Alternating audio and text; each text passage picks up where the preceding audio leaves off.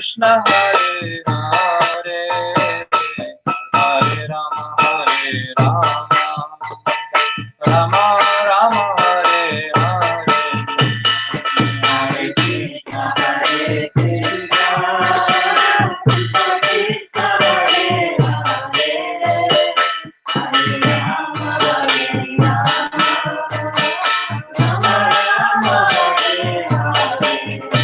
Hare Krishna Hare Krishna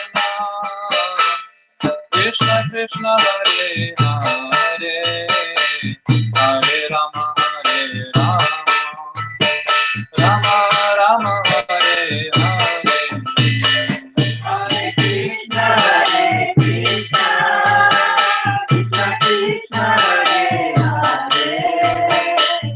Krishna Hare Hare Hare Rama Hare Rama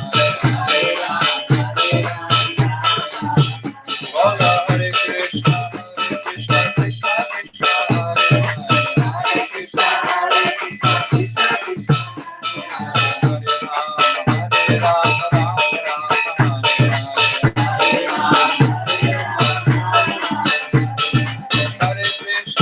Krishna Krishna Krishna Hare Hare Hare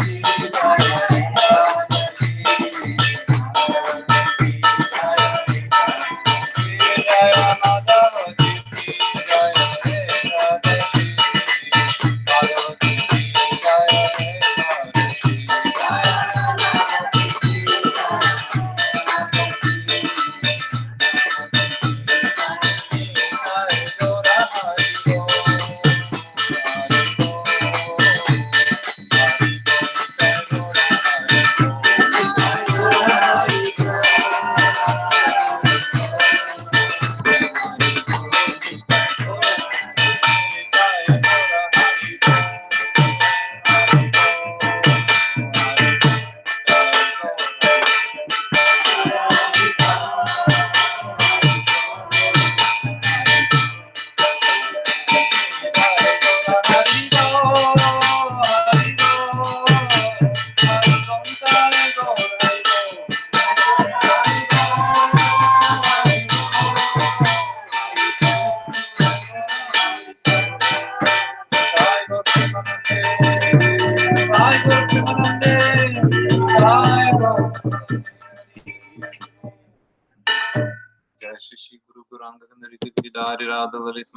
की जय राधा रमन बिहारी राधा विनोद बिहारी राधा नयन बिहारी जी की जय श्री गोविंद गोपीनाथ मदन मोहन जी की जय राधा दामोदर राधा श्याम सुंदर राधा गोकुल नंद राधा रमन जी की जय कृष्ण बलराम महाराज की जय नित्य लीला प्रविष्ट ओम विष्णुपाद स्तोत्र सत्य श्रीमद् भक्तिवेदांत नारायण गोस्वामी महाराज की जय ओम विष्णुपाद परिव्राज कचेरे स्तोत्र सत्य श्रीमद् भक्तिवेदांत मधुसूदन गोस्वामी महाराज की जय नित्य पृष्ठ विष्णुपाद स्तोत्र सत्य श्रीमद् भक्ति प्रज्ञान केशव गोस्वामी महाराज की जय नित्य पृष्ठ विष्णुपाद स्तोत्र सत्य श्रीमद् भक्ति जीवन जनार्दन गोस्वामी महाराज की जय नित्य पृष्ठ विष्णुपाद स्तोत्र सत्य श्रीमद् भक्तिवेदांत वामन गोस्वामी महाराज की जय नित्य पृष्ठ विष्णुपाद स्तोत्र सत्य श्रीमद् भक्तिवेदांत त्रिविक्रम गोस्वामी महाराज की जय नित्य पृष्ठ विष्णुपाद स्तोत्र सत्य श्रीमद् भक्तिवेदांत स्वामी महाराज प्रभुपाद की जय नित्य पृष्ठ ओम विष्णुपाद स्तोत्र सत्य श्रीमद् गुरुगोविंद महाराज की जय नित्य पृष्ठ विष्णुपाद स्तोत्र सत्य श्रीमद् भक्ति प्रमोदपुरी गोस्वामी महाराज की जय नित्य पृष्ठ विष्णुपाद स्तोत्र सत्य श्रीमद् भक्ति वैभवपुरी गोस्वामी महाराज की जय नित्य पृष्ठ विष्णुपाद स्तोत्र सत्य श्रीमद् भक्ति कमल गोविंद गोस्वामी महाराज की जय नित्य पृष्ठ विष्णुपाद स्तोत्र सत्य श्रीमद् भक्ति राक्षसीधर गोस्वामी महाराज की जय नित्य पृष्ठ विष्णुपाद स्तोत्र सत्य श्रीमद् भक्ति सिद्धांत सरस्वती ठाकुर शिव प्रभुपाद प्रभुपाद की जय, परम भागव शिल गुरु किशोर दास जी महाराज की जय,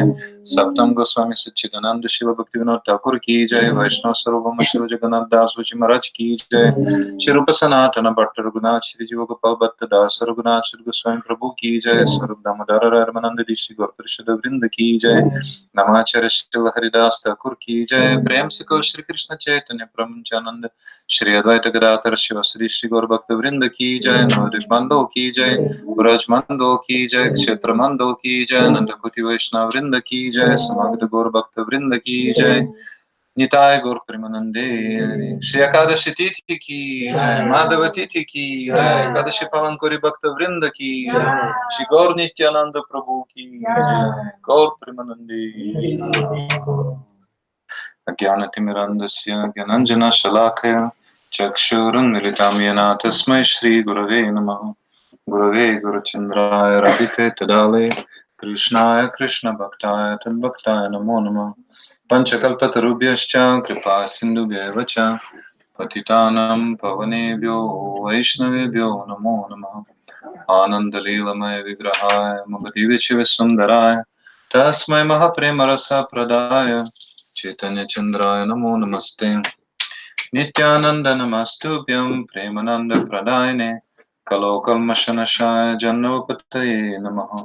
रजनुलम्बितभुजो कनकवदातो सङ्कीर्तनाय कपितरो कमलायताक्षो विश्वम्भरो द्विजोरो जुगधर्मपालं वन्दे जगत्प्रियकरो करुणावतारो कनकजलादगत्रो नीलशोणाब्जनेत्रो मृतमरुबालो मालतिकुन्दमालो तरलतरुणवेशो नीलपीताम्बरेशो स्मरनिभृतनिकुञ्जे राधिका कृष्णचन्द्र तवैवास्मि न जीवमे त्वया विना इति विज्ञाय राधे त्वं न मम चरणान्तिके।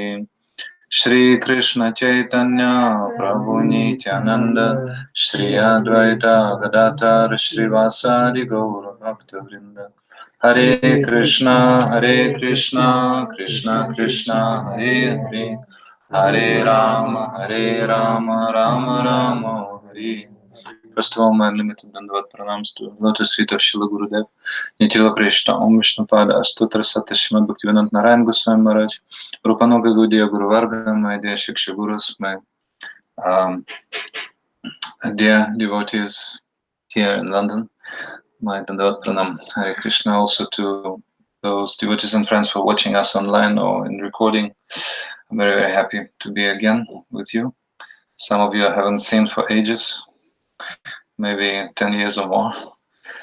And this time, well, this is third visit to England as a sannyasi, and we had already 5 programs in places like East Sussex and Kent, small places, yoga studios, and new friends, very nice programs. And today is Ekadasi-tithi, and we came to London City. Ekadasi-tithi, London City, ki jai. Yeah. So, what to do in the city? Celebrate Tithi. What else to do? So we're celebrating today the great festival Ekadashi. We'll hear 2 stories today, since all are practicing devotees, so we'll tell those stories with details, very interesting, instructive stories also. The first one probably you know, that's the story of Papa Purusha from Padma Purana. And the second one is the story of King Rukmangad. So Ekadashi is a person. It's a Shakti of Bhagavan, very significant Shakti from the body of Bhagavan. She came, and how it happened. So Vyasadeva was telling his disciple Jaimini how it happened. At the dawn of creation, the Lord created so many living entities, and he knew that sin will be involved. They will be engaging in sinful activities. What is sinful activity? That's playing not according to the rules. So the rules are saying you have to dedicate your life to the Supreme. That's the purpose of human life. And people are saying, no, we want everything for ourselves. So that's basically what it is. When we came to London City today, it was so awful comparing to the peaceful Sattvic, comparatively Sattvic, south of England with its, Harrison's Rocks. We saw and so many good things there, reminding us of the remains of Vedic civilization, and people are more Sattvic and saying, "Hello, how are you?" Those things. So here people don't look at you, who are you? I want my enjoyment. I want it all, and I want it now. So this is called sin. And in Kali Yuga, sin is the norm of life. Very, very unfortunately. So we have to know how to be free from that. Well, our goal as devotees is not to be free from sin. This is, a side effect which comes in the course of practice. But when we practice purely, we will achieve prema, pure devotional service. And in pure devotional service, most important limb is what? Chanting, certainly. Kirtanam. And it is said that the second one is observing Ekadashi. So those who are not observing Ekadashis, they're not really Vaishnavas. So many people in Vraj, in Navadvip nowadays, not observing, neglecting Ekadashi. Huge sampradayas. It can be said that actually there are apasampradayas, they're false. So we have to observe Ekadashi. Why? Because we sang today in the song, Manjukesha song, we sang the song of Srila Bhaktivinoda Thakur, well-known song, Madhava-tithi Krishna Janani. So that is Madhava-tithi. Gurudev used to say, not just today, it's Krishna himself. And the Lord is operating with his Shaktis. He has nothing to do himself. Parasya Shaktir Vivedaiva Shruyate. Metasya Karyam Drishyate. So Karyam activities not Drishyate, cannot be seen. He's not doing himself. He's operating with his Shaktis. So if you want to benedict the humanity, certainly he is acting with his Shaktis. So one of them is Ekadashi Devi. Very, very important Shakti of Bhagavan. How she manifested from his body. Let's listen to the story in two different stories. More or less same principle, but different details. So, yes, so the Supreme Lord knew that many people will create reactions, karmic reactions by sinful activities. So when an animal eats another animal, say a tiger or a lion eats an antelope or deer, no reaction, because the body itself is a reaction. And it doesn't create new karma. But a person, when killing someone, like a living entity, creates karma, especially cow, very, very strong. So many, many sinful reactions were there. And since sin was involved, so the Supreme Lord created a person who will be like a judge, giving results of those sinful activities to the people. That is Yamaraj, the Lord of Death. So one of the 12 great authorities in the universe, Mahajans. So Yamaraj was administering those results, the consequences of their karmic reactions to people. So once the great Lord Vishnu wanted to visit him, and he went to Yamaloka. And he asked, "Oh, I can hear some sounds. I can hear some sounds. What are those sounds? Somebody's crying, somebody's shouting out of pain. What are those sounds? Oh, those sounds are coming from the Netherlands." Coming from the hellish regions. Hellish regions, yes. Yeah, I've just been there within the Bhushan Prabhu. Yeah, we've seen the people. Nobody's reacting. You go to the street and chant, nobody's looking at you. Some people may smile. Yes, yes. Somebody said, "Oh, they're again here." Somebody said, "They still exist." Yes. Yeah. So, so from the Netherlands, from the hellish regions, some sounds were there, horrible sounds. People are suffering. So what are those? What are those? Lord Vishnu, certainly Yamaraj accepted him very nicely, gave him a very nice throne. And he said, "Oh, my Lord, those are sufferings of the people. They're suffering there in hell for their reactions. But before that, what I forgot to mention, the Lord created personification of sin, Papa Purusha. The personality who was looking very, very horribly, very, very horribly. So, because you've heard many things from the literatures that the personalities or personification of certain activity, personification of certain phenomena. So Papa Purusha, Papa means sin. So that is the Papa of all of all the material existence, the sin. Papa, Mahapapa, great sin, great Papa of all. So his head was made of the sin of murdering a Brahmana head. The two eyes were the form of the sin of drinking intoxicants. His mouth was made of the sin of stealing gold. His ears were the form of the sin of having illicit connection with the spiritual master's wife. His nose of the sin of killing one's wife. You're horrified already. And continue. His arms, most important, his arms, the form of the sin of killing a cow. So the head, killing a Brahmana, two arms, killing a cow. Padma Purana. His neck, made of the sin of stealing accumulated wealth. His chest of the sin of abortion. His lower chest of the sin of having sex with another's wife. Do you remember statistics about abortion? Horrible statistics.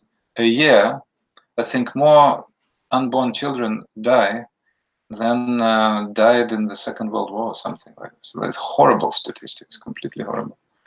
His chest of the abortion, his lower chest of the sin of having sex with another's wife, his stomach of the sin of killing one's relatives, his navel of the sin of killing those who are dependent on him, his waist of the sin of self-appraisal, the thighs, his thighs of the sin of offending the guru, his genital of the sin of selling one's daughter, his buttocks of the sin of telling confidential matters, his feet of the sin of killing one's father, and his hair the form of lesser, severe, sinful activities. So you can imagine, as many hairs, as many sinful activities, it's small. So in this way, horrible personality was created. So when Yamaraj said to the Supreme Lord that those shouts and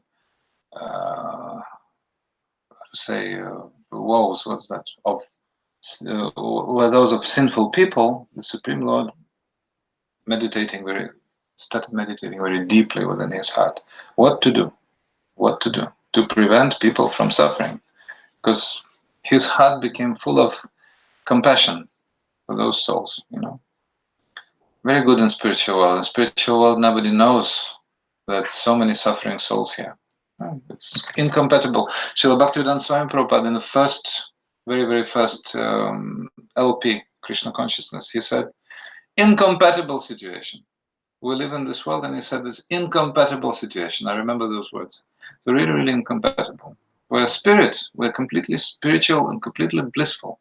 But we suffer. We do suffer because of material energy. And we go against material energy, and we suffer as a result. So we sometimes go to hell and shout there very, very loudly. So Yamaraj said that those were the shouts of very, very unfortunate people who were suffering in hell. So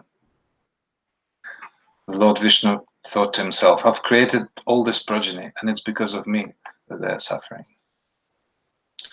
Then he was meditating within himself, and all of a sudden, from his own body, manifested the lunar day of Ekadasi.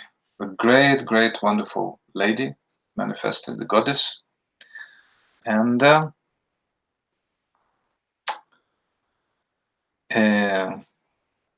Vyasadeva is saying to Jaimini, oh my son, Jaimini, actually that is the same form of the Supreme Lord Vishnu. And she was praying to him. She was offering so many prayers and she brought so many gifts. So the Supreme Lord was very, very happy, and he asked, "Oh, what do you want for your service?" And she said,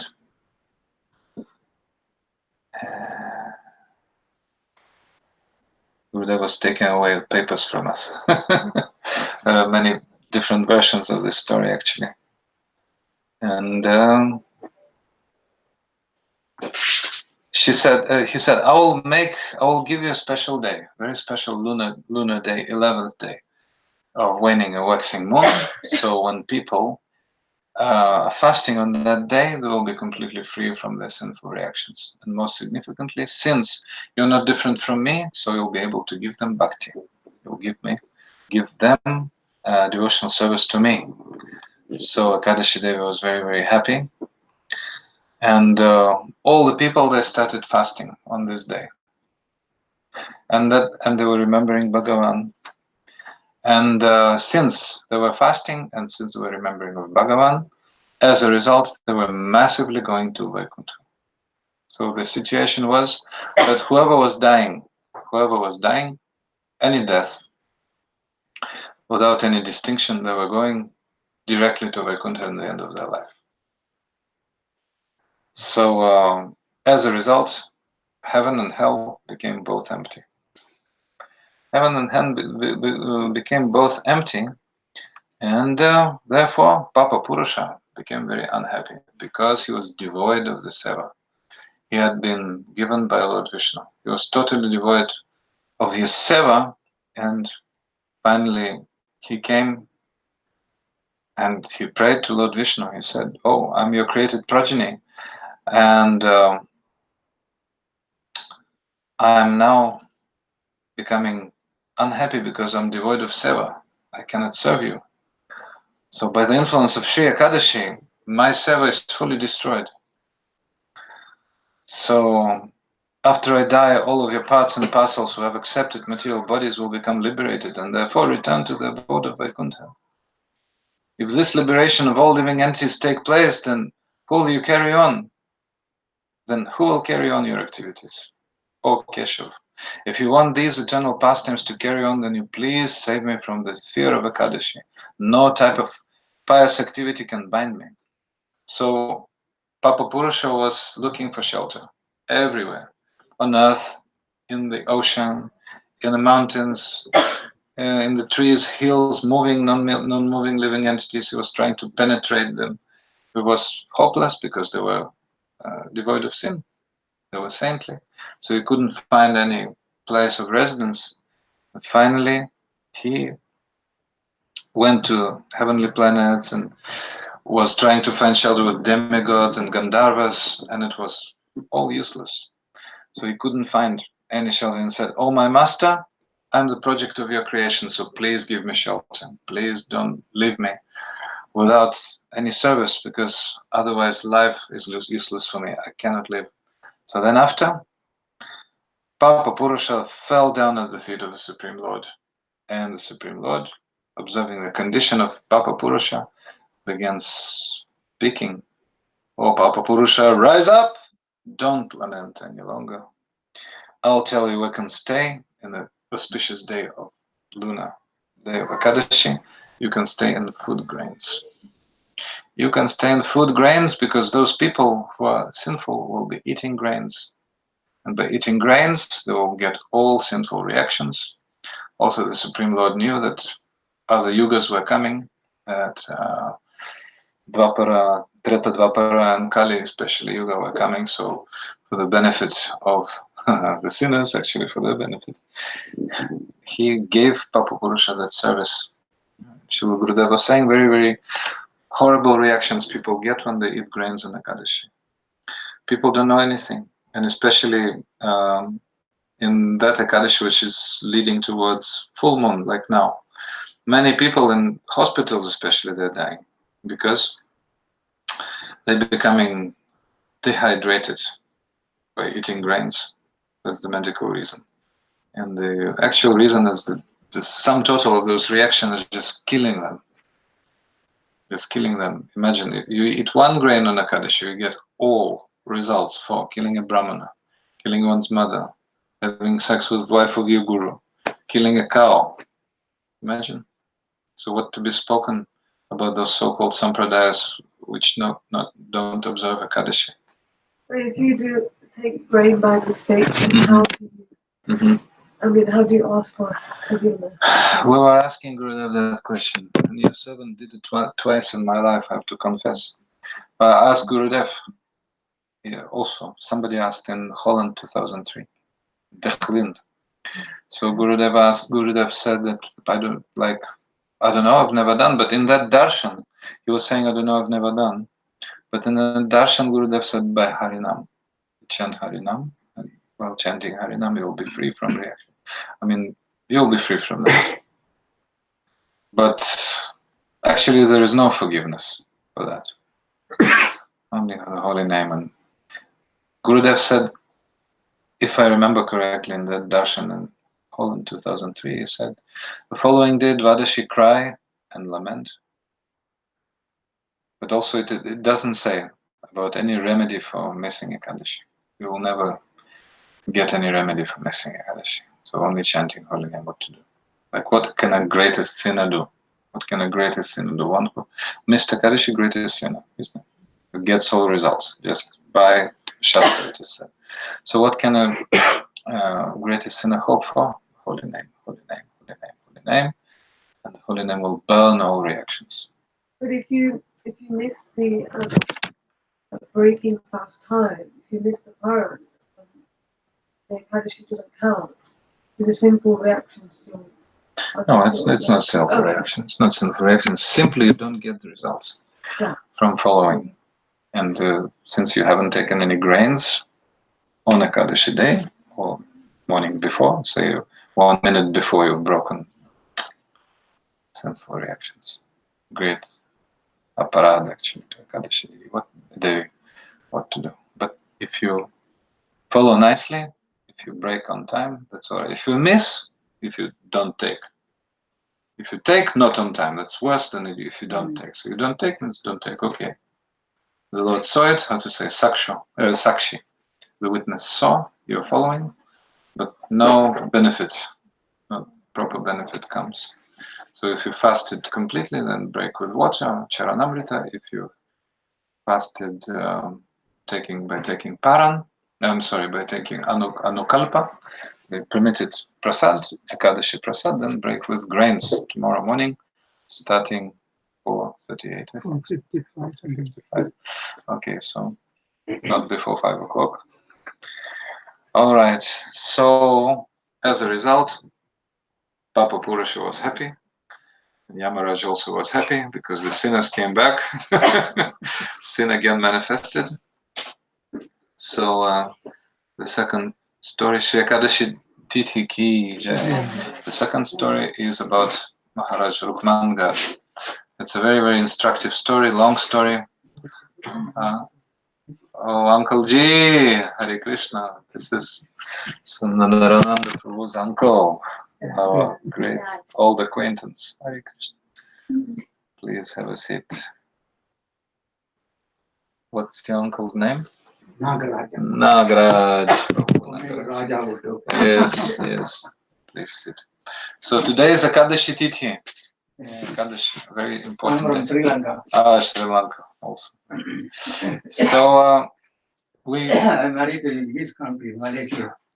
we just listened to one story from Padma Purana about Ekadashi, how Ekadashi came about. So here another story about King Rukmangat from another Purana. So I was not sleeping today, so I'm not very, how to say, energetic. Tomorrow I'll be different, but I'll try my best to tell this story nicely. So in the beginning of the story, again we see Yamaraj, who is very sad. Yamaraj is sitting with his secretary Chitragupta, who is recording all the sins of all people in his thick book, and they're both looking at the floor with their heads down, because the great King Rukmangat was observing Ekadashi in such a way that all of his kingdom was observing Ekadashi very strictly. So before each Ekadashi day, he was sending his messengers all throughout the kingdom. Tomorrow, where's my effect? Tomorrow is Ekadashi. Whoever is not following will be severely punished. He was,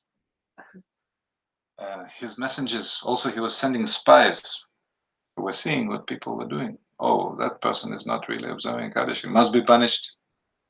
Some people were protesting. They were saying, oh, I'm too old or I'm too young.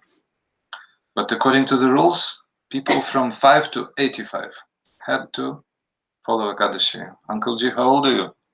88. Oh, you don't have to. According to those rules, you don't have to. But our Gurudev... 24th, 1931. Yes, yes, very good. But our Gurudev was saying different thing. He was saying, when somebody asked him, some old gentleman asked him, oh, I'm already 80, he said 80. So may I not follow Ekadashi? Gurudev was disturbed. Why? Why do you want to cancel this most important rule for Vaishnavas? But that's for Vaishnavas, for practicing devotees, initiating devotees, what to speak of brahmacharis, sannyasis. Yeah, I think no sannyasi would refuse at the age of 85 or 90, as Gurudev was doing himself at the age of 90, Ekadashi, and a lot of Harinam, especially, a lot of holy name. Gurudev was saying, when I travel long distance, then I chant 2 lakhs, 2 times 64, 128, right?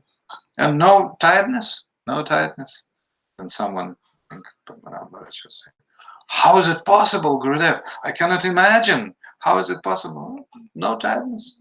Harinam, the great ruchi, great taste for the holy name, and for Ekadashi also. So you can notice then that on Ekadashi days, there's a very special blessings we receive. Very special enthusiasm for everything. Because that's Tithi, that's the holy Tithi. So it's very good when devotees meet for Ekadashi, although it's a working day and they celebrate together. They sing ashtakas, and this morning we sang ashtakas with our very enthusiastic new friends. They were very enlivened, really, with the singing. They're in East Sussex. Very wonderful reaction. And when we told them about Ekadashi, they were so much enlivened.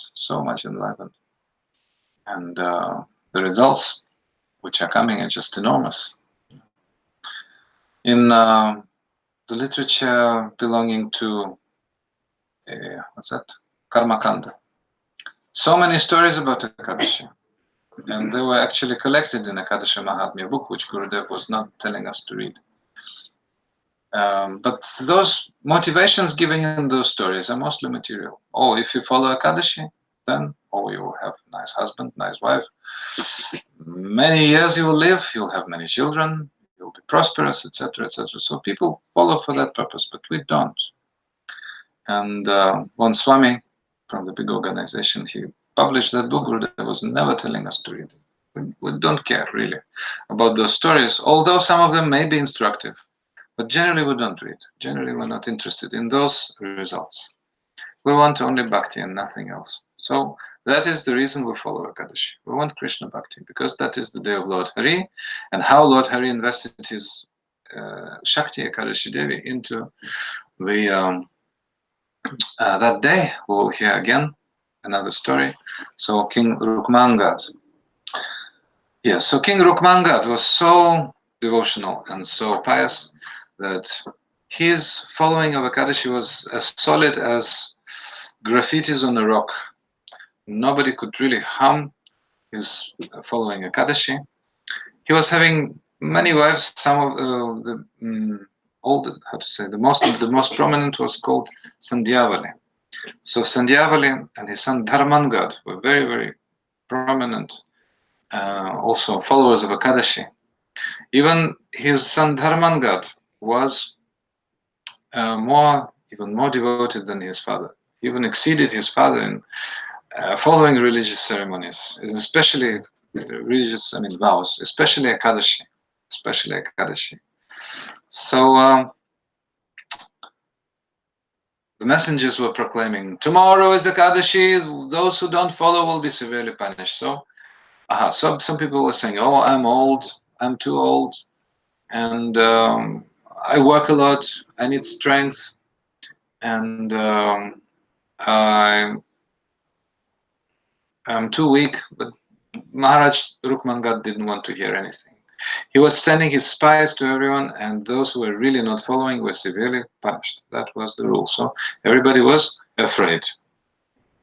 So, like in Shariat and Muslim world, thieves, are taken to custody, and one hand is cut off. So everybody's afraid. There's no thievery in the society. So in that ancient society where King Rukmangad was living, everybody was afraid of not following Ekadashi. That's a very good system. Sometimes we are afraid as devotees to act out of fear. Out of fear, yes. But that's actually good. We should not be afraid. If we act out of fear of not following Ekadashi, if we act out of fear of disappointing Vaishnavas, very, very good. Like our loving guardians are saying that, if you act out of fear of your guru, diksha or shiksha, that's very good. Don't neglect. Oh, we're supposed to be raganugas, aren't we? So why this fear? Fear is Vaidhi Bhakti, or Baba. Fear is necessary. If you don't fear to disappoint your guru, where is Raganuga? Where are you?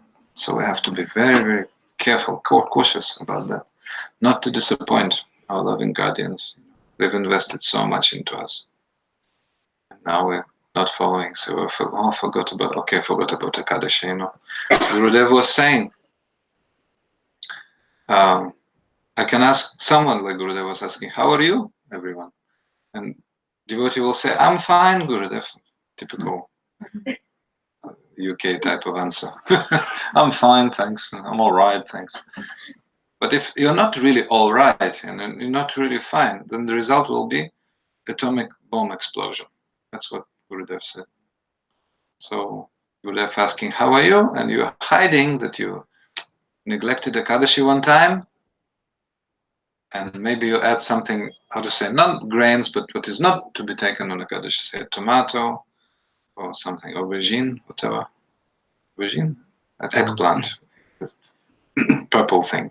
So, like other organizations are doing, but we're stricter. And in Krishna Balaram, we're even more strict. Like certain mats also, they're more strict.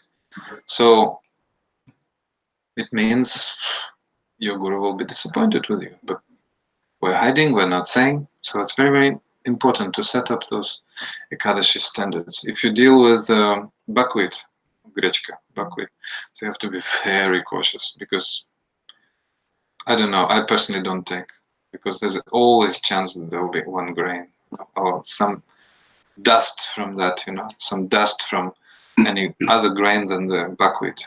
That's why I decided, no, I'm not taking. But, if Acharya is giving, then yeah, that Gurudev was giving us, okay, you can. But now I decided, no, I will not take. Who knows what they put there?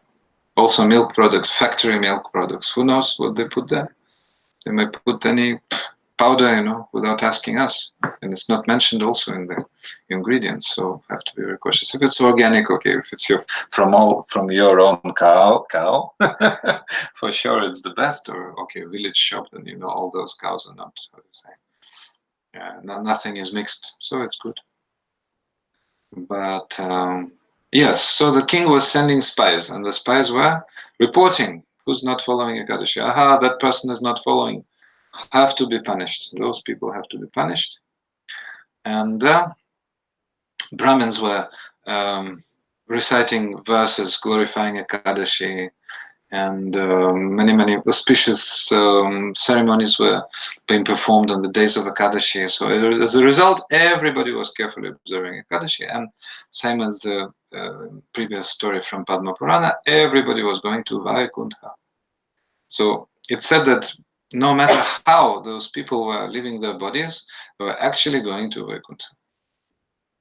So maybe some accidental death, maybe death in the wrong consciousness, like in material consciousness. Still, because of the power of King Rukmangad, they were following Ekadasi so strictly that they were going to Vaikuntha right after leaving their body, not dependent on the character of the death and the level of the consciousness. So then Yamaraj became, how to say, unemployed. He was devoid of his seva, devoid of his service, so he was very much broken-hearted. And Narada then came to Yamaraj and saw him in that condition. "Oh, my dear Lord, great judge of all beings, what has happened? No cry is heard in your courtyard. The agonized streams of countless sinful persons resounded before, but now no those screams. Why does no wicked person come here? What is the reason for this astonishing occurrence?" Yamaraj said to Narada, "Oh, King Rukmangad, he is the source of all my grief. He made all the universe follow Ekadasi, and those people are no longer candidates for neither hell nor heaven even. Heaven even became empty. So, if nothing to do in material world, so the creation must be coming to a close. Yeah? Certainly we know there will be no end for souls. There is no shortage of conditioned souls also. They're always coming, evolving from Mahavishnu's body. Sooner, later, anyway. The time starts, then the jivas start manifesting in this world. In Jaiva Dharma it's said about like the question of, well, that was Lahiri, I think. The jivas were created at certain point. And then Babaji Maharaj said, no question of creation of the jiva. Jiva never created. Manifested, unmanifested. That's another thing. So, but still, Yamaraj was very much afraid because he had lost his seva. If somebody lost his seva, then what to do? It's like spiritual suicide. You cannot serve. All right, so it's a matter of great, great grief and disappointment. So Yamaraj was saying, "Oh, Maharaj, Rukmangad is the root for that." And he said to Narada, "I want to visit Lord Brahma. I want to visit the Creator in order to complain about my ill fortune. So will you please accompany me?" All right. So Yamaraj went first, then Chitragupta followed, and then Narada was at the end of the procession. Finally, they reached Lord Brahma. Lord Brahma was seated in his abode, surrounded by the four directions, by the great sages, by time personified, and by so many other great personalities, three material modes, and it's very nicely described here, actually, very nice rendering. So Yamaraj entered and fell flat before Lord Brahma. And Lord Brahma was shocked. "What is this? How is the son of the sun god?" That's Surya Putra, the brother of Yamuna. "How is he in this condition today? He used to be never idle for a moment. He was always busy administering different punishments and benedictions for the people. For he was, how to say, confirming the path towards hell or heaven. And now he's in such a condition, completely lost, completely aggrieved. What happened?" So Yamaraj was restless. He was crying, "Save me, save me! I'm oppressed and overwhelmed. You're my Lord. See me now, sunk in despair."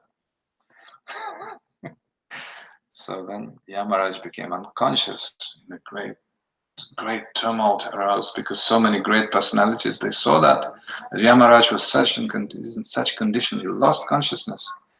So The powerful wind god Vayu raised him up, and didn't allow him to fall. So Vayu slowly raised Yamaraj and placed him on a seat. Yamaraj appeared as he was about to run away. Simply, he wanted to disappear from the assembly. He was so much distressed. So Vayu was pacifying him with gentle words. Yamaraj looked up and addressed Brahma in a voice choked with tears. My lord, hear my words. Humiliation is one's endeavors. Is a pain worse than death. And I'm so much humiliated. I really agreed because I lost my service.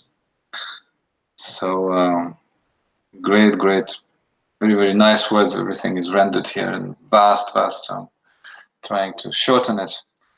So, O my Lord, at your command and after careful consultation with sages and study of sacred text, I have administered justice and government to the subjects of the world, commending them meritorious and condemning the sinful. However, I have today been overpowered by King Rukmangat. King Rukmangat is the source of my utter disappointment. So he is ordering everyone to follow Ekadashi, and people are massively going to spiritual world. And in very, very many nice words, he was continuing.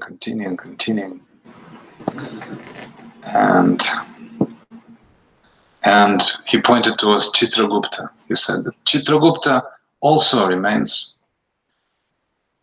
desperate because his service is no longer needed. And save me, oh my Lord, save me. As he approached, so Brahma smiled down at Yamaraj, seated in his throne. He glowed as many suns, and his voice reverberated with transcendental power as he replied to Yamaraj, why are you disturbed? Okay. Why are you disturbed? Distress at good points of others is an agony that endures until death. It is not wonder that all men are bypassing you to reach Vishnu's abode. A single obeisance to Krishna is equal to 10 great Vedic sacrifices. Indeed, one who performs such sacrifices may well take rebirth, but one who bows before Krishna is never reborn. So why are you so much aggrieved? They're all going to Vishnu's abode. You have to be joyful. Why are you why are you lamenting so much? And no matter how one is sinful, if one remembers the Lord's name at death, he is liberated from the bondage of worldly existence. Once one is there, then that one gets liberation by fasting on Vishnu's day. So why are you so much lamenting? But certainly we know that others are doing good.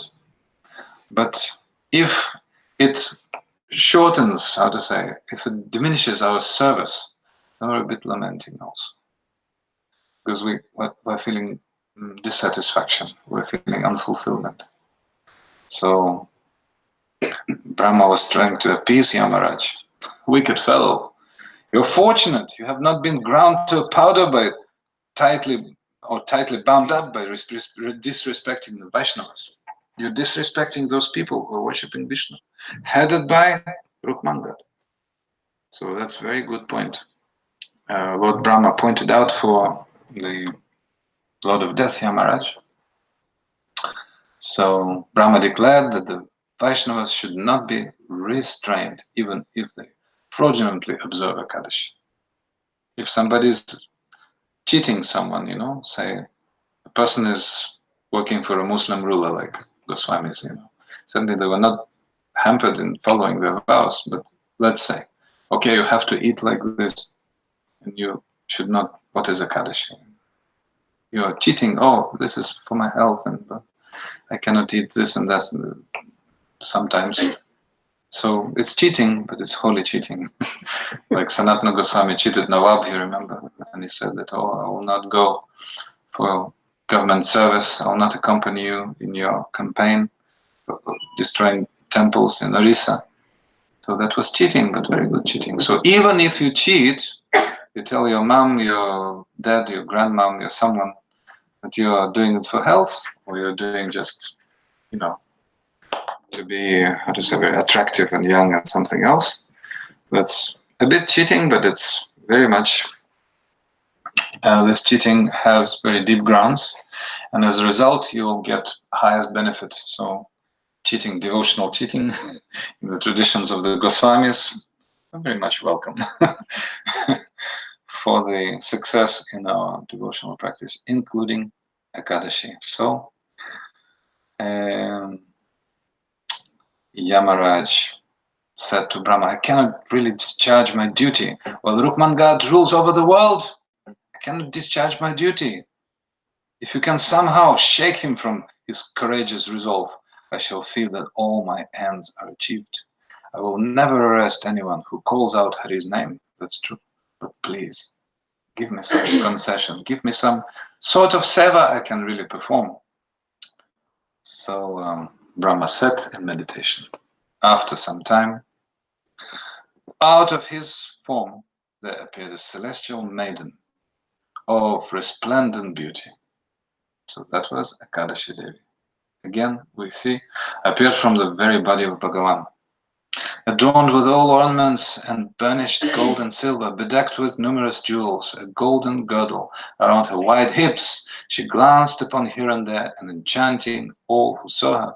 Everyone in the assembly gazed at her with unblinking eyes, but Brahma closed her own eyes, because he remembered that if you have lust towards your own daughter, then great reaction will follow. So imagine Brahma. You remember the story of Mohini Murti. Lord Shiva was so much mesmerized by her beauty. But Lord Brahma, see, in this case, that was also Mohini, but different. Mohini, that Mohini was incarnation of Bhagavan. This Mohini is different. Her name was Mohini. Mohini is the bewilderer, one who bewilders all the world. So the maiden bowed down to Brahma and said, surely it is so. Oh yes, Brahma said, oh fair complexioned lady, I have created you from my mind. And in Padma Purana, to be honest, Ekadashi Devi is coming from Vishnu's form, Vishnu's body, and here from Brahma's. But anyway, Brahma is a pure devotee, so actually the Lord Shakti coming from his pure servant's body, from his pure servant's mind, mentally created. So, and she's confirming, yes, surely this is so. I've been created from your mind. And she addressed Brahma, oh, please command me. Please, my master, command me. So she also said something about the power of a lady. I'm very powerful, and I can bewilder everyone in this world. So please command me what particular service I have to perform this time. So Brahma smiled. You have spoken the truth. There is nothing you cannot achieve. You're attracting even my mind, despite my steadying it with the goad of perfect knowledge. Upon seeing you, the very universe has become motionless. So that's true. Mohini, or the bewildering power of the Lord, attracts anyone and everyone. So basically everyone is a victim of Mohini Devi, this Mohini, Maya Devi, but not the Vaishnavas though, not the Vaishnavas. So this story will also give us so much about the glory of the Vaishnavas, specifically Rukmangad and his son Dharmangad. So listening further. So Brahma said, oh, go to Mandara mountain. Mandara is one of the mountains surrounding Mount Sumeru. Mount Sumeru is the central mountain in our universe, made of solid gold, very, very high. And Mandara is one of the mountains, also very big, huge, golden, and close to Sumeru. So that's the place where many sages meditate, and very wonderful atmosphere there. Demigods, they sport there, and wonderful music is there, and gentle wind. and so many streams, and certainly green grass and trees and bushes, etc. So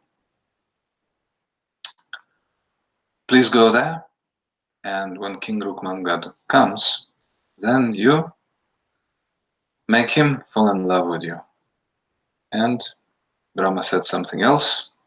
We will not disclose it for some time, then we'll hear what happened. So the duty of Mohini Murti, Mohini, was to seduce Maharaj Rukmangad.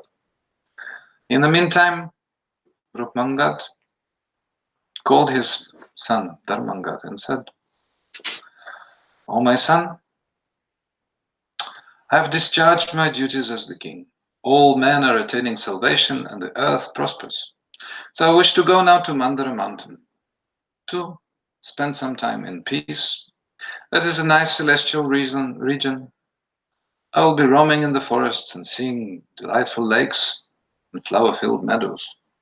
So the king expressed his desire to give all of his kingdom for his son Dharmangad to manage. So please take those responsibilities. So Dharmangad, the word Dharma is in his name. Rukmangad means he was golden color, golden complexion. But Dharmangad means he was so much devoted to Dharma that immediately he obeyed his father and said, "Oh, no other holy virtue appeals to me other than following your directives. A son who disobeys his father becomes degraded in spite of engaging of all kinds of religious practices." So immediately he obeyed his father. He was very, very faithful to Dharma. We'll see how faithful he was. So the prince bowed down and touched his father's feet.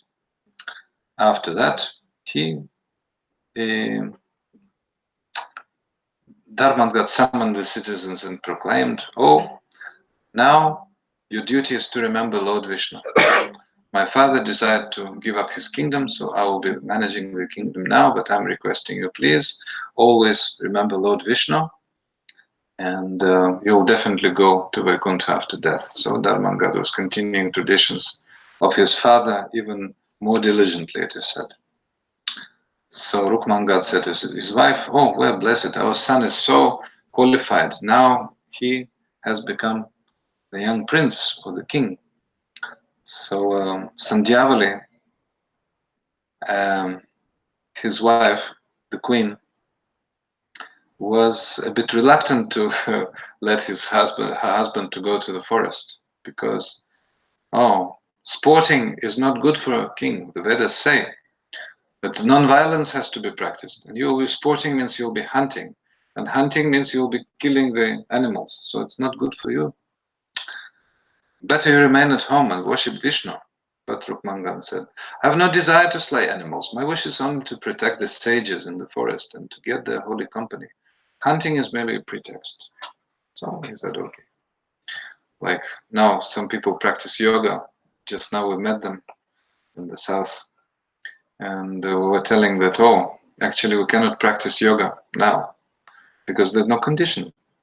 That's a side actually reason. The main reason is everything is within the holy name now, all power, all bhakti. But if you want to practice yoga, you will not achieve those results. Recently, in Satya Yuga, people were going just to Vaikuntha. And also the kings, as we see here, as King Rukmangad was doing, they were killing those wild animals to prevent the attacks towards the harmless sages. So now there is no such facility. Nobody hunts to protect the sages because basically there are no sages as such, and no sages in the forest. So no need to hunt for that. Just kill for your tongue. So that's what they do. So, well, for some time, the king Rukmangad, he spent some time with the sages. He was hearing their instructions, quotations from scriptures. Very rich. The story is very rich for how to say culture. So many details we can see. How before in the Vedic times kings were devoted towards the conclusions of the Shastra, being heard from the sages, from the Brahmanas, maintained by the king. So then finally he went to Mandara mountain. Usually it takes a few days to reach Mandara mountain, but the king was so fast on his magic horse that in one day he was there. And he was enjoying for some time the sweet fragrances and the wonderful views of the forests. But then he went, he saw illustrious sage Vamadev, and he asked, and Vamadev invited him to his ashram. Please, Emperor, please come and be my guest in my ashram. So it's a great, great honor for me. I'm so much blessed by your presence. And the king said, oh, actually, I am so much blessed by your presence. And can you please tell me? Vamadev said, oh, I want to bestow a boon upon you. Please ask about anything. Oh, sage, please answer my question. You know, in this life, I'm so much devoted. I'm well known to be devoted to the Ekadashi vow. Can you please tell me what in my previous life served this result, that I'm so much devoted to Ekadashi? And Vamadev, having seen the previous lifetime of Maharaj Rukmangad, said, oh, Emperor, you were formerly a Shudra, oppressed by poverty and harassed by a wicked wife. But you maintain yourself by working for others and receiving wages. In this way, your life passed in misery. Once you came in contact with the pure-minded Brahmins who inspired you to go on pilgrimage. You traveled throughout many places and finally you came to Mathura. Oh, again, Mathura, Vrindavan, you know, the power of Vrindavan. But yes, in Mathura, you were bathing in Yamuna and you heard holy recitations of Puranas. And those Brahmanas who were reciting Puranas, they instructed you how to observe sacred vow, abstaining from sleep, to become Gudakesha, the winner of sleep. Very, very useful during class. How to be free from sleep. So, what's that? Laya, yeah, one of the clashes, yeah, in sleepiness.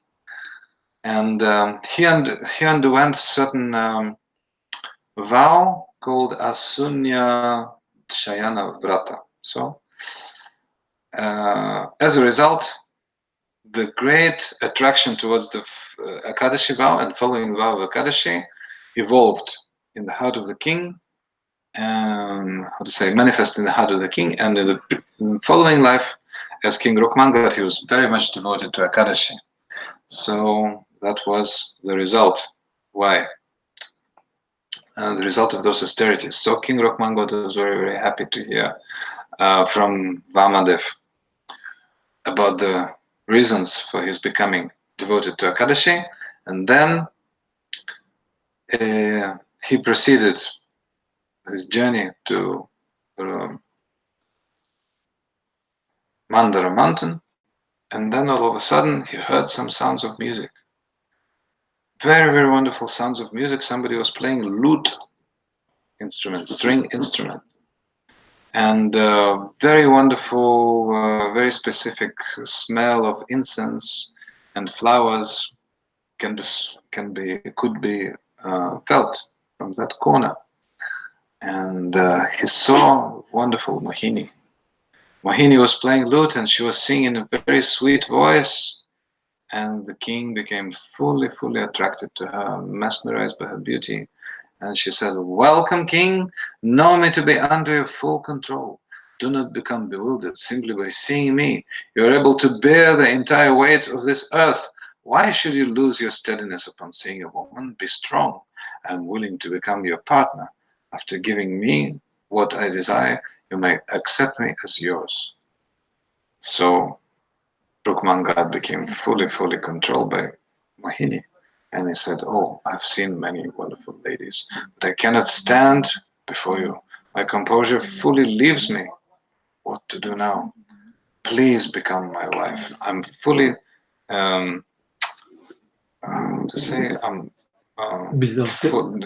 yes, I'm fully controlled by Cupid's arrows. So the king offered Mohini his kingdom, treasury, elephants, horses, army, and his entire entourage. My dear king, I don't want all those. I don't want anything on earth.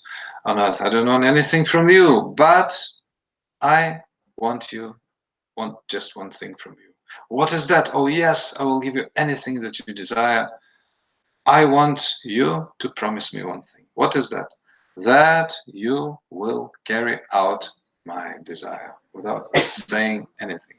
Anytime I desire anything, you will be carrying my orders. Oh yes, sure, beautiful lady, I do promise I will fulfill your desire. And please mount my horse. Let's go to my kingdom. So they were riding the magic horse, which was very, very speedy, as you heard. King in one day reached Mandar Mountain. They were so fast, and all of a sudden the king's horse stopped. All of a sudden, its movement came to a complete halt, and they noticed a lizard. That horse stepped on a lizard, very small lizard. Nobody could notice, but the lizard was experiencing great pain. So the king took that lizard, poor creature, and the lizard said in human voice, "Thank you, my lord. Pray and be merciful, and I'm praying you, please be merciful. Save me from this condition. What happened to you? Please tell me how it happened." In former life, I was a Brahmin's wife. Although young and beautiful, he did not like me so much. He always spoke harshly and hatefully to me. Furious because of this, I asked amongst my friends if they knew of anyone who could help me. So then finally they directed me towards one ascetic lady who lived nearby. I went to the house of that ascetic lady, and she was very, probably she was worshipping Shiva or something, very lean and thin and austere, and dressed in saffron robes. So she said immediately, "I know why I have come. That's because of your husband, the Brahmana. I will give you a powder. Take this powder and put it into your husband's food. And keep this amulet around your neck. Soon your husband will come under your full control. Return to me in a week." So she gave that powder, added that powder to her husband's food. As a result, the husband became very sick. Gradually, he was becoming weaker and weaker. And then that lady again went to the ascetic lady, and the ascetic gave her another powder. "Oh, give this powder to your husband again." So they gave that powder to her husband again. Then the husband started becoming stronger, and finally, but stronger in the body, but not in his willpower. His willpower was crushed in powder. So finally, he was under full control of her wife, and the wife was free from all of his harsh words and distress she was experiencing. So she became very happy. And then what happens next?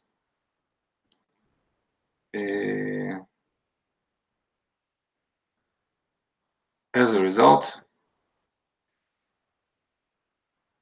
those details, one moment.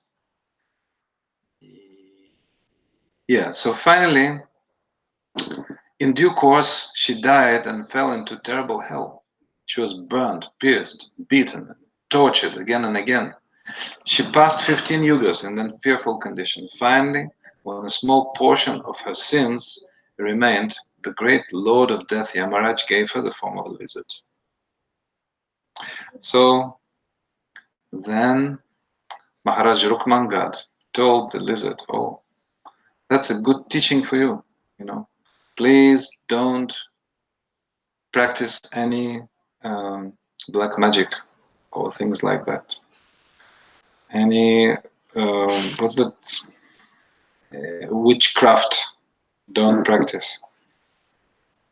Right. But the lizard, and he gave some examples about very, very chaste ladies like Arundhati, and more examples he gave. But the lady, the lizard begged, "Oh, king, please get me out of this condition. Take pity on me. Please give me some result from your following Ekadashi." She said, some part of the result even of following Ekadashi. And then the king said, "Okay, I'm giving you full result of my Vijaya Ekadashi, one Ekadashi." Then the lizard immediately went to Vaikuntha, not even to. These are real stories, not even paradise. What is paradise? Went to Vaikuntha immediately. So then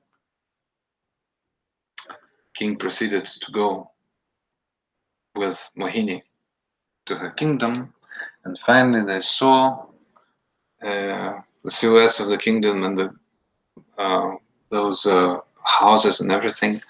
And then Dharmangat saw his father approaching. With new wife. The lady was seated on a horse. So Dharmangat went quickly out of the palace with his ministers and many Brahmins. They walked to meet Rukmanga. As soon as the king dismounted, Dharmangat bowed to his feet. Beaming in delight, he embraced him. "Dear son," the king embraced. "Dear son, I hope you're protecting the citizens, punishing your enemies. I hope everybody's maintaining Ekadashi." Dharmangat reassured his father, "Oh yes, by your blessings, all is well, and now I'm seeing you feeling completely blessed. And please command me. I can see that you're having new beloved. I'm ready to serve both of you. So then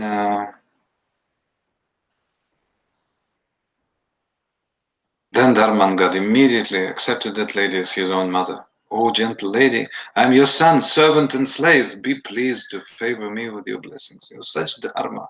Imagine such dharma. Many more stories here, we're just cutting them short. So Dharmangat got up and Mohini embraced him with affection. And he again knelt and gave his back for them to step on it. First his father and then his new mother. And then he was following them on foot. They were riding and he was following them on foot. Finally they came to the city. But Sandhyavali, the king's wife, was in her room. And she was so much aggrieved. Sort of man. But then Dharmangat came to her and told her a story about a lady who was so much loving and caring about her husband that when her husband was keeping a prostitute, that lady was serving that prostitute. He was lying down with that prostitute and the husband was lying on the floor. I'm sorry, the wife was lying on the floor.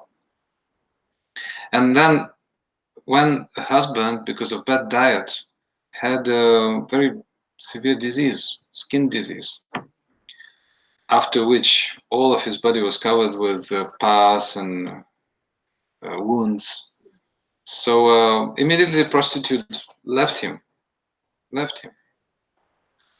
Then that wife was treating her husband, treating in such a way that he sold all the things from her house so that the husband would be happy. And finally, when husband died, then she arranged for some wood and set up fire for that wood and entered the fire. So that is, what's that called? Not Swayamvara, but different. Sati. Sati, yes. She made sati. She was burnt together with her husband. So that story was told by Dharmanga to his mother, Sandhyavali.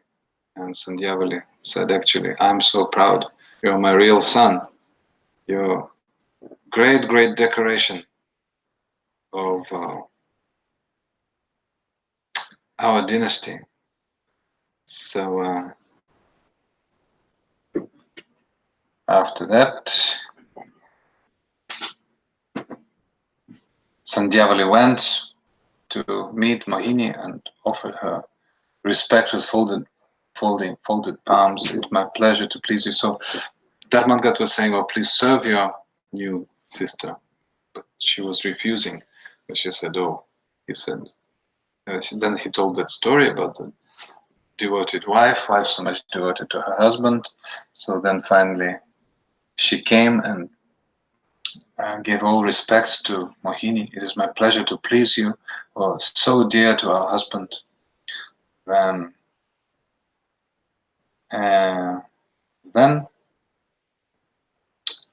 Dharmangad was so happy. Rukmangad was enjoying with his new wife for many, many, many years, probably that was, in complete forgetfulness. But he was never missing an Ekadashi. Never missing Ekadashi. But she was tolerant. All right, you can fast for Ekadashi, etc., etc. And once the vow of Kartika came. Vow of Kartika came, which means you cannot enjoy with your wife, as ordinarily kings do. So Rukmangad told his wife, oh, you can follow Kartika Vrata with me. She said, oh, you want me to follow Kartika with you? But I'm young, I'm strong. Why do you want me to abstain from certain food? I don't want to abstain from any food. And then Rukmangad was still saying, oh, please, please follow. But surely the Kartika vow is so great virtues, but it's not for the kings, so you should not observe. So then Mohini asked Rukmangad not to observe the vow. I will not be able to stand your separation for even 1 hour. And you're speaking of the whole month of Kartik. Mohini clasped the king in her arms and placed her head on his shoulder. He called for Sandhyavali, who quickly appeared there, folding her palms and bowing in respect. My lord, how can I serve you? The queen showed no sign of any jealousy. But Rukmangad said, oh, fairest lady, your virtue is so good. And you have served me unswervingly, even indulged in frequent enjoyment of lustful pleasure with Mohini. What other woman is capable to be such behavior? Now the queen looked down modestly at Rukmangad. I desire to follow Rukmangad. I desire to follow Kartika vow, but this daughter of Brahma prevents me. Therefore, I wish that you observe it on my behalf. So she asked his wife, Sandhyavali, to please observe Kartika vow for him. Sandhyavali, I shall do whatever pleases you and enhance your fame and virtue. So she agreed. So then she went away and they were alone with Mohini. So the king said to Mohini, I desire only to please you, most beautiful one. Mohini said, dear Lord, knowing that your loving attitude and wanting only to be with you, I have left heaven and I have come to you so that you accepted me as your lover. And now, remember that promise you gave me that you will follow every desire of mine? Now you don't want to follow. You want to still follow Kartika vow. You don't want to be with me. I cannot tolerate separation with you even for an hour. And you're neglecting me. So how is that? So, but please understand, Kartika is the most holy of all vows. and also a true desire to worship Lord Vishnu. So I think the time has come to ask you to fulfill the promise you made to me when you first met. Yes, the Mohini is saying this. Dear King, tomorrow is Ekadashi. Tomorrow is the first day of Kartik. But I ask you that you stay with me tomorrow and take your meals as normal. I desire only this. Please grant me this, or else you'll become a man of falsehood. So she started terrorizing him. Rukmangad looked in horror at his beloved consort. Do not speak like that, dearest one. It is improper for you to create obstacles to holy rites. Ask for anything else at all. I will give you many riches or all of my possessions. Whatever you ask, I will give you, but please don't ask for that. But Mohini said, beloved one, do not make me break my vow. Nothing could be more. He said to her, do not make me break my vow. So Mohini's voice sounded like the melody of many tinkling bells as she replied to the king, I have heard from the sages that the Ekadashi vow need not to be observed by kings. So being the king, for you, there's no need to observe Ekadashi. So then she went on to say that the king did not satisfy her with etc., etc. I shall not touch your body with, which is contaminated with the sin of falsehood. And she was citing various Vedic evidences. She was also, well versed with Vedic evidences. But the king was also quoting Vedas. And Mohini presented other evidence. Dear king, your evidence are from the Puranas, and these are subsidiary texts. The Vedas themselves don't prescribe fasting on Ekadashi. Mohini, illusion personified, was saying that actually we should follow only the four Vedas. Why? What is the necessity of following the Puranas? So the king smiled and replied, why do you disregard the Puranas, beautiful one? They are superior to the Vedas in so many ways, and they contain so much knowledge of truth, not found anywhere else. And then, who will not respect his father? Who will not worship his mother? Who will not bathe in the Ganga? Who will slander the Vedas? Who will have intercourse with another's wife? Who will offend a Vaishnava? Who will eat grains on Ekadashi? From the Puranas quotation. Only a fool will commit those sins. So the king was very, very direct. So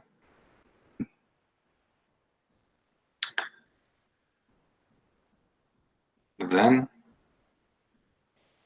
Mohini was persisting, and she went to the Brahmanas. She went to the Brahmanas and she told one of the Brahmanas, she asked one of the Brahmanas, I think his name was Gautama, to represent her interests in debates with the king. So Gautama was saying, understand, king, that your vow of fasting is whimsical and not according to the Vedas. Kings must always bear arms and be ready for battle. The austerities you accept are meant for other orders of life, not the kingly order. So then king answered, great sages. He was very much disturbed. His lips were trembling. He said, oh, great sages, hear my words. There is certainly support in scripture for my fasting. And he cited statements from Vaishnava texts, which definitely say that Ekadashi must be followed. What should I abandon? Why should I abandon this vow? On the guidance of Brahmins who know what is right and what is wrong. So you are the Brahmanas who don't know the right path. Why should I obey you? I will not abandon my vow, even if I'm urged by the Devas, Gandharvas, Danavas, Siddhas, Rakshasas, or even Lord Shiva, or to speak of the earthly Brahmanas. So the sun may cease to shine, The oceans dry up and the Himalayas crumble, but Rukmangad will not break his vow. So that is the principle. That's why we're in the line of King Rukmangad, who is a Vaishnava. Mohini's face turned red as the king spoke. She felt her anger rise. Rukmangad's fame and so-called virtuous man was misplaced. His promise meant nothing. So Mohini said, if you do not fulfill my desire, you will fall outside the pale of virtue and become like dust. You extended your hand and gave me your word. Now you demur. Your good reputation is gone, and I shall go with it. I am no longer yours, and you are no longer mine. I must find another protector. She stood up and at once began to leave, accompanied by Gautama and other brahmanas who had been bribed by her. It is better to touch liquor than the sinful man. So she was walking out. And as she was about to exit from the chamber, Dharmangad arrived there. He bowed at the feet of her father and Mohini. Seeing her distressed, he folded his palms in reverence and said, beloved wife of my father, why are you angry? Who has insulted you? Why do you leave? Mohini spoke through her tears. Your father has become a liar. Falsely did he offer me his hand and give his word. I therefore do not desire to remain here. Dharmangad spoke reassuringly. Dearest mother, whatever you say is, I shall do. Do not be angry. Stay here and be peaceful. Dear prince, I do not ask for gold, gems, or any other wealth. I ask only that he please himself and me by taking food and staying with me. But he refuses and has therefore fallen into a terrible calamity on a par with drinking liquor. Yes. Beautiful Mohini furrowed her brows in fury and declared that she would be no longer remaining with Rukmangad. He is false, base, and roguish. My time with him is at an end. So Dharmangad held up his two graceful hands. Oh, mother, please stop, be gracious. Ask me for what you desire. How can my father be false while I live? Everything is established on his truth. Hell has been emptied, and the abode of Yamaraj made void by his grace virtue. Mohini placed her soft hand on Dharmangad's shoulder and turned to lead him back to where Rukmangad still sat on the bed. She made him sit next to his father and took a seat nearby. Now the great request by Lord Brahma, the great task by Lord Brahma for Mohini had to be fulfilled. We didn't mention that, although it was stated, but now we will know what exact request, what exact task Brahma had given to Mohini. So Mohini placed her soft hand on Dharmangad's shoulder and turned to lead him back to where Rukmangad was sitting in the bed. Ask your father of his intentions, dear son. Hare Krishna. Yes, somebody else. Dharmangad folded his palms and said to his father, my lord, dear father, this gentle lady claims you are a liar. It cannot be so. I cannot believe it. What if? What is it she wants to that? What is it she wants that you cannot give? That entire world is under your sway. If there is anything you lack, then I shall immediately procure it for you. You need only ask me. Tears ran down Dharmangad's face as he spoke. Hare Krishna. You may even take my life or that of my mother. It is better to kill your own son than lose your great reputation. Rukmangad said, my son, let my fame perish. Let me be called a liar and even fall into a terrible hell, but I will not take food on Hari's day of Ekadasi. That is what Mohini desires. Therefore, let her go to her father's abode. Childishly, she has asked me again and again to break my Ekadasi fast, and I will not do so, even if it means I must take birth at a despicable germ. So Rukmangad has no wish to give any delight to Yamaraj. He would he was desiring only to respect Ekadashi and give pleasure to Lord Vishnu. That's it. Bhakti comes from bhakti. And devotion to Vishnu comes from devotion. And devotion actually comes from following Ekadashi. Bhakti Janani. Yeah, Bhakti Janani. That's the birthplace of bhakti. That's why we're following. Not for prosperity, not for sons, daughters, for money, for how to say, name and fame. So Rukmangat citizens would continue to ascend to Vishnu's immortal abode. And King said, I may die from your separation, sweet wife of mine, but I cannot forsake my observance of Ekadashi. Even if I take food, miserable men will again be dragged. If I take that food, miserable men will again be dragged along the path of Yamarajas, that everything will collapse. It's like very, very crucial thing to turn left, to turn right. If you turn left, you go to hell. Turn right, you'll go to the abode of Vishnu. So Dharmangad looked at Mohini, who said silently with a firm expression, plainly she would not relent, and more than his father would break his vow. The prince sighed. Perhaps his mother Sandhyavali could help resolve the situation. Dear mother, please try to make an agreement between Mohini and the king. So Dharmangad was helpless. So he was approaching his mother, Sandhyavali. Somehow my father's truth must be preserved without his taking food grains on Hari's day. Turning to Mohini, Sandhyavali said, gentle lady, please be gracious. Do not ask for that which should not be given. When our husband offered you his hand, he was overcome by passion and not thinking rightly. He would otherwise have stipulated that this cannot be asked by you. Pray, ask for some other boon. So, Sandhyavali. Also, she cited some Vedic evidence, etc. It is for this reason I am advising you, O charming lady. Mohini glanced at Rukmangat and then said to Sandhyavali, most beautiful lady, your advice is good and well taken. If the king will not eat on Hari's day, then let something else be given. I do not wish to do anything that will give pain. Some divine force urges me to speak so. She disclosed her, how to say, essence. Divine force was, that is a lila, isn't it? So Mohini blushed with shame.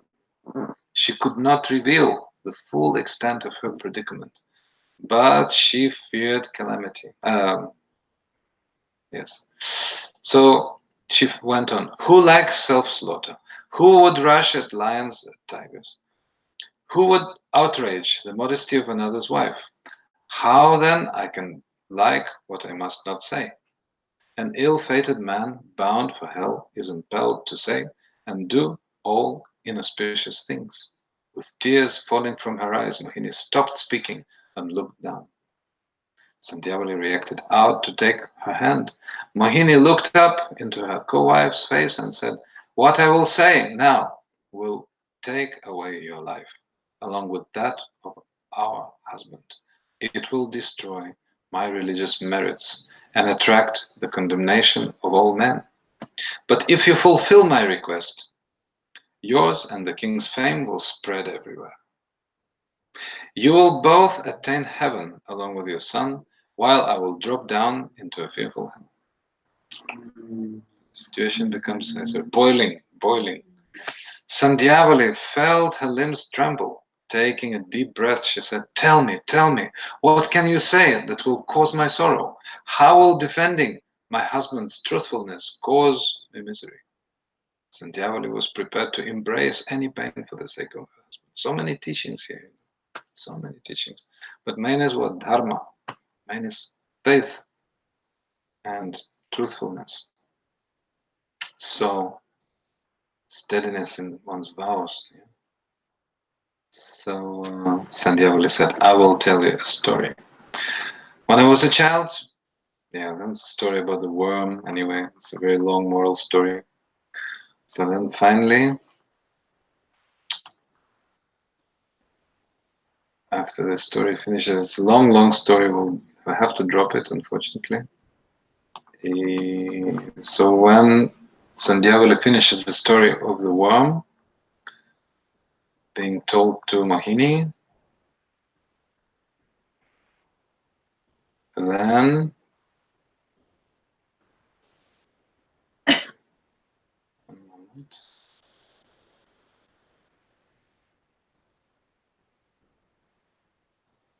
Then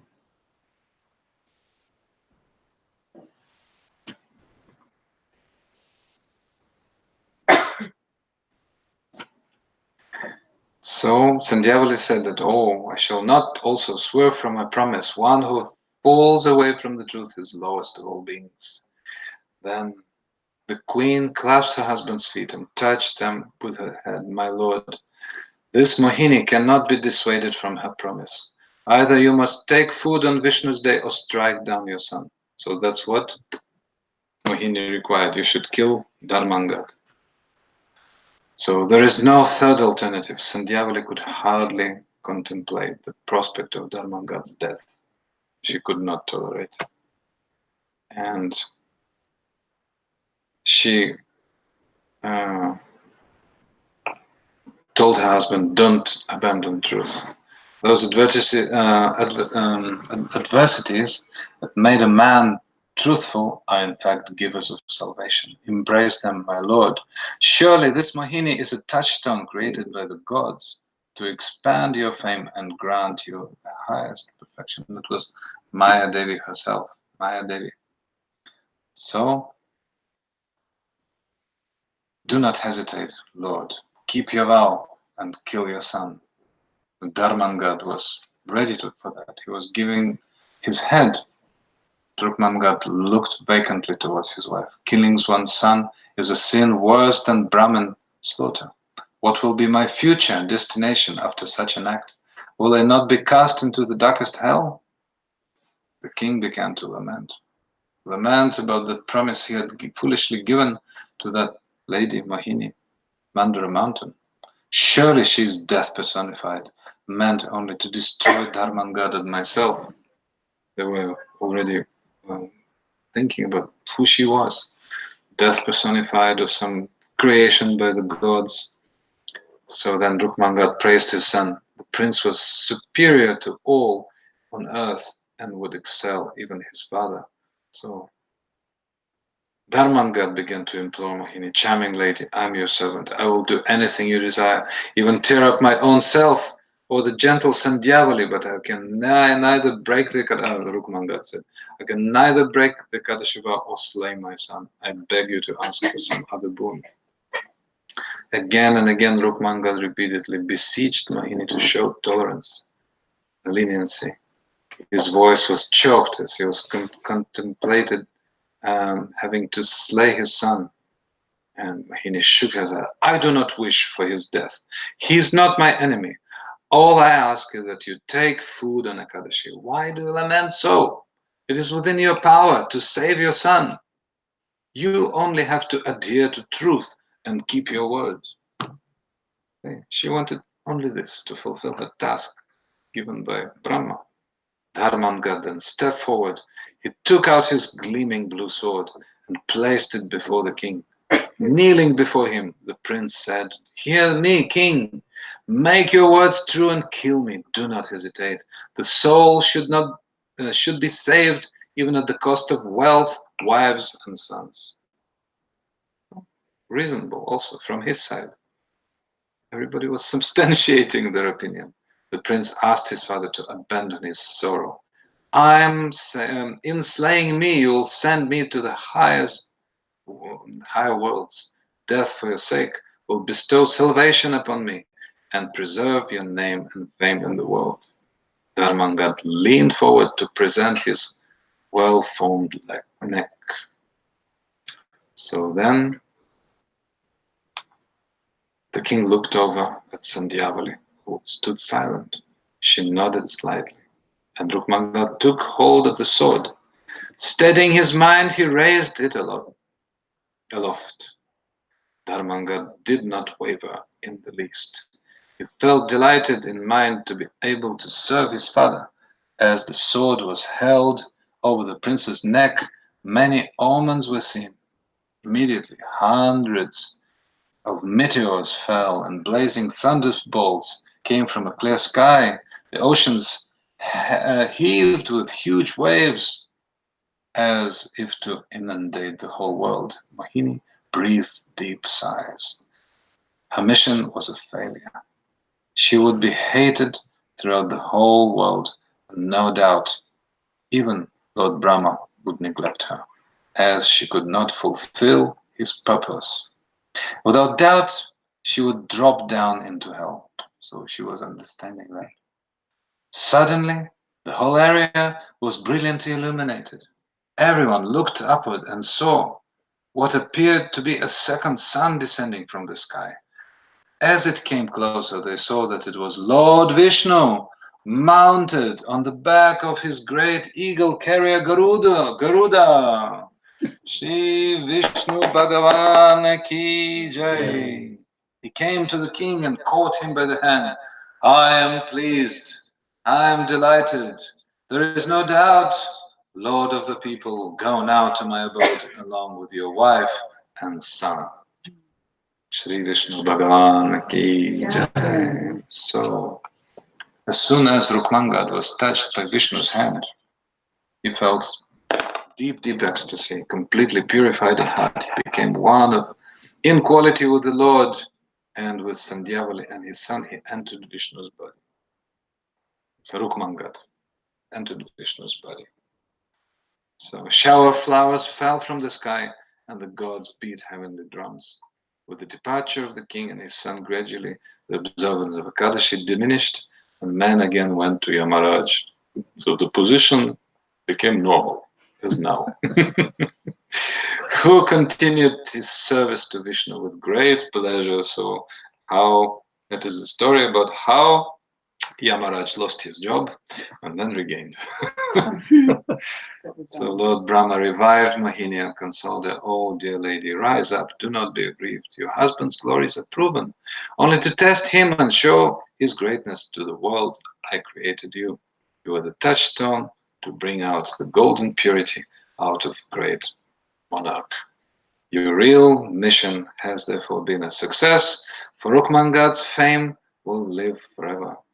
So, Shri Rukmangad Maharaj ki jai, Shri Dharmangad Maharaj ki jai, Shri Sandhyavali Devi ki jai, and Shri Mohini Devi also jai, because her mission was to test King Dharmangad, Rukmangad. So, very, very instructive story. And I'm begging at the lotus feet of Shri Ekadasi Devi today, so that I become perfect in my vows, especially for a sannyasi, you know. To chant, you have to remember, you have to be very pure. So please bless me, dear brothers, sisters. And today I was really overtired. I'm so sorry. I had to mostly read. My English was not good. Hopefully tomorrow will be okay. Tomorrow, in our program here, we'll be remembering Srila Gurudev, because soon the great festival of Guru Purnima is coming, and I'll not be with you on that day. I'll be Lithuania, and on that day, then resume my Russian tour. So tomorrow here, and day after tomorrow in Bushi, we'll be speaking on Guru Tattva. Specifically tomorrow, all Gurudev's disciples will be remembering him. You can consider it little rehearsal before Guru Purnima. Let's say many devotees will speak. Let's make such a happening. And then in Bushi, day after tomorrow, general Guru Tattva for those who come.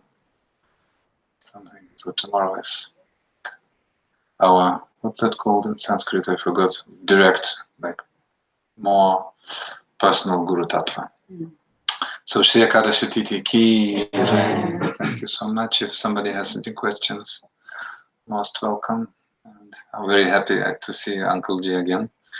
And all devotees here. So soon we will sing. Aha, Uncle Ji. Your question. I remember your questions from 2 years ago.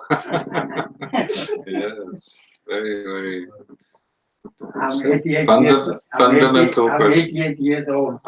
Hmm? Yes. Swami, Uh-huh. I blaming the Creator for creating all this problem for us.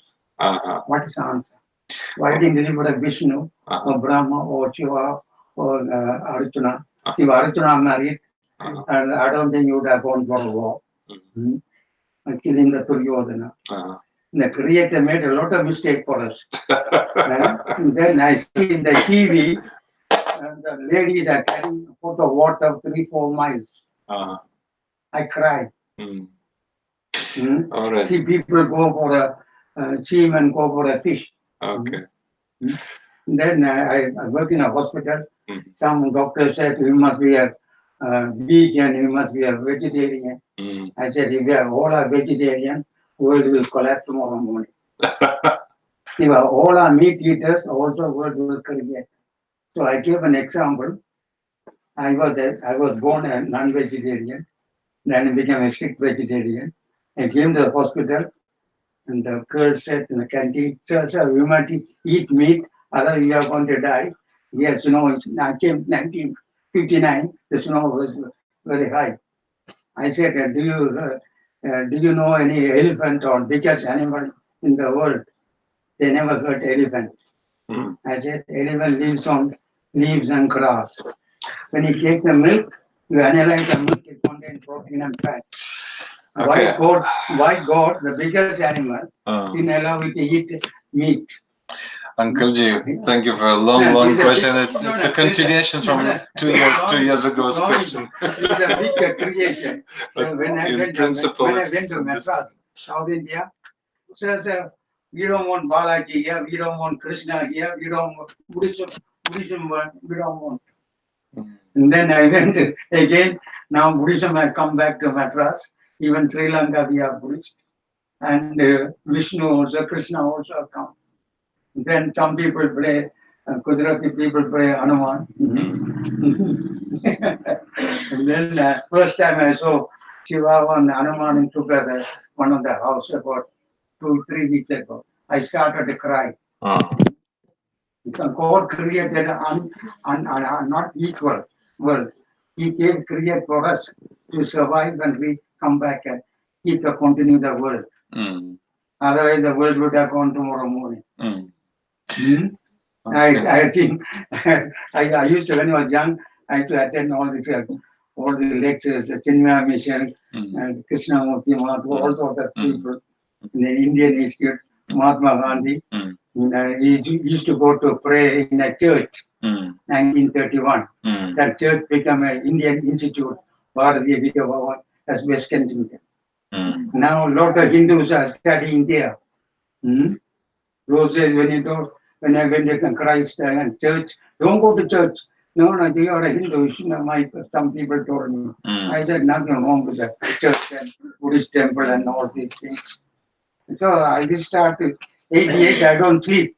I sleep with what a beautiful creation. I always think it's a beautiful creation. I can't create one thing. I may create my child or something like that. So Swami, it's a wonderful world. And he got lived with the one Brahma. There's only 1 or 2 Brahma temple in all of India. There's the temple in Kodas Saraswati. Lakshmi, there are a lot of temples. Vishnu also 1 or 2 temples. Then when you go to South India, you got a lot of Shiva temples. After Sri Lankan came here, 20 years ago, you see Shiva temple, Lakshmi temple, Vishnu everywhere. When I went to the Krishna temple, Hare Krishna, they don't know how to do arti. Now, after learning from South India, they know how to do arti. Arja, all sorts of things. So, if the world is so, sorry, yes, okay. Then I may be 100% wrong. My thinking 100% wrong. I always tell my daughter, you don't sleep in the night to 3 o'clock, 4 o'clock. Just to stimulate your mind and think, analyze. Actually, there's no Krishna temple in South India for 100 years. No Buddhism, Buddha was not allowed in South India. Vishnu temple, only Balaji temple in Karnataka. Meenakshi temple, and then when I came here, there's an only Ramakrishna Swami Vivekananda mission here in 1959. So I used to go to Swami Ramakrishna mission and Vivekananda center. Then I went to, I had a, then Mahatma Gandhi, J.T. Krishnamurti, like that, there's a lot of people. I asked, but people have no answer about this. The creation is a wonderful creation. I love the creation. We all have to come and go. I like different colors, but I feel sad if people are, when I saw in the TV that there are no water in Madras, Sorry, Uncle Ji, I think we'll continue at Prasad because now broadcast time, question answer time. So, but thousands of questions. So the first question, if I can answer now online, then 2 weeks ago, why don't you collect 2 pounds, 1 pound, and send it to poor people? Hot water. Yes. That's some more. All right, so Uncle G, Yes, Uncle G basically not asked, but stated, presented an opinion that the Lord made many mistakes, and that no one is equal. Yeah, so actually, the Supreme Lord is always a Kripamoy, always full of mercy. And also he's Lilamoy. He's Lilamoy. So these two things, Kripamoy and Lilamoy, they go simultaneously. He's Kripamoy, he's giving mercy, but also he's full of Lila. So when he puts conditioned souls into the material world, that is manifestation of his Lila and his Kripa also. So we have to recognize. It's very difficult to recognize. The whole 16th chapter of Jaiva Dharma says about that. But we find it difficult to recognize that we are within the scope of the Lord's mercy. And he put us here, and he's given a lot of mercy to us. That's his lila. According to his will, we're here. By our own choice, wrong choice. We are here. But now we have to meet his mercy, which is flowing here in the material world. He comes in so many incarnations, specifically as Lord Gauranga, and just shouting, "Hey, Jivas, come to me." So he's practically catching us. He's attracting us.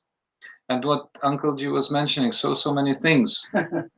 These come from, how to say, the wrong choice of the Jivas, not wrong choice of Vishnu. Vishnu has no wrong choice. He's not making wrong choice. We're making wrong choice. Because we have no Chid Bala, matlab, spiritual strength. And he has full spiritual strength. But because of his spiritual strength, he also created the material world and created the modes of nature and created, how to say, seeming misbalance, which we're experiencing right now. Incompatible situation, also created by him. But what's our, shall we protest with our fists like this towards the sky? We will not help. It's not a method. The method is meeting his mercy. Because he's Lilamoy and Kripamoy, and we have to understand that he's Lilamoy and Kripamoy. By facing him, to become Krishna Unmukh rather than Bahirmukh. Because what Bahirmukh means looking to the side, we were in that condition. Now we have to become Unmukh. We have to meet him and see him face to face. You can say in general yoga like Paramatma, and further on in the realm of rasa, we have to meet him and have to become his devotees. So as a result, the balance will come.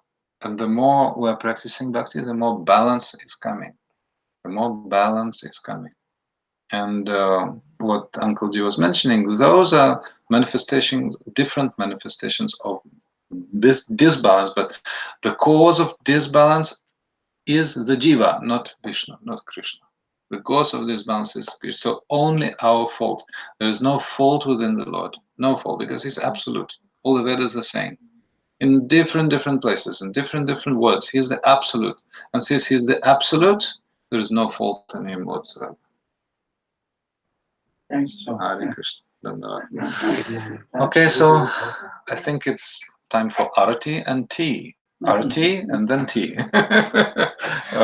Ekadasi-tithi. Fruit and so much other things, so many other things. All right. You do the Adhima? I can do. Put the Adhi tray just behind. Yeah, if you can sing or someone can lead.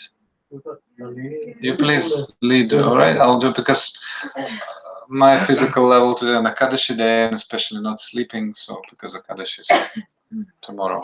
Shila Gurudeva ki jai, Nitai Gaur Premanande. Thank you very much. Tomorrow's class is at 5 o'clock. Please have in mind.